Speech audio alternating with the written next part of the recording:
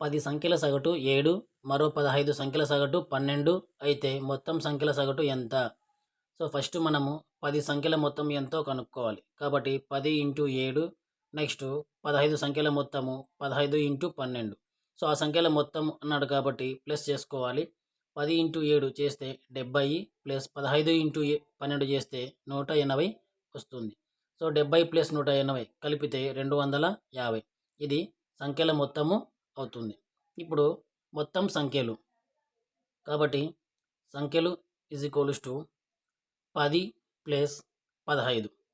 So, 10 plus 15 కలిపితే 25 సంఖ్యలు ఉన్నాయి. ఇప్పుడు 25 సంఖ్యల సగటు కనుక్కోవాలి. కాబట్టి రాసుల మొత్తము బై రాసుల సంఖ్య చేయాలి. రాసుల మొత్తము 250 బై రాసుల సంఖ్య 25.